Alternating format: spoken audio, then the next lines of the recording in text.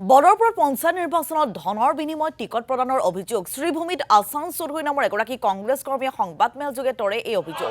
আছানক লক্ষীবজাৰ জিলা পৰিষদৰ টিকট দিয়াৰ বিনিময়ত জিলা কংগ্ৰেছৰ সম্পাদক আমিনুৰ ৰছিদে 4 লাখ টকা আৰু জিলা সভাপতি ৰজত চক্ৰৱৰ্তীয়ে 5 লাখ টকা লোৱাৰ অভিযোগ। আছানক টিকট দিব নোৱাৰি জিলা সভাপতিজনে টকা উভতাই দিয়ে যদিও আমিনুৰ ৰছিদে টকা উভতাই দিয়া নাই। সংবাদমেলত এই গুৰুতৰ অভিযোগ প্ৰাৰ্থিত্ব বঞ্চিত আছানৰ। শনিবাৰৰ ভিতৰত টকা উভতাই নিদিলে আৰক্ষীৰ কাষ চপাৰ হুংকাৰ দিছে আছানে।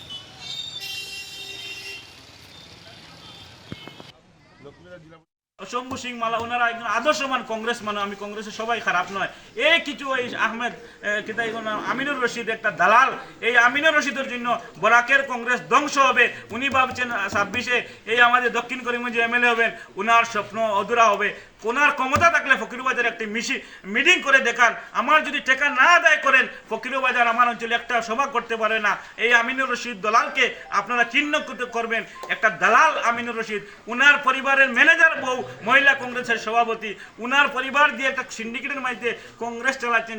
যেভাবে এই টাকা কালেকশন করছেন এপি জিপি সবার হাত থেকে পয়সা দিয়ে, আজকে দুঃখ লাগে। আমরা অনেক বছর কংগ্রেস আমরা সক্রিয়ভাবে, বিশেষ করে আমি দিন রাত পরিশ্রম করে কংগ্রেসের জন্য অনেক মার খেয়েছি, অনেক আন্দোলন করেছি।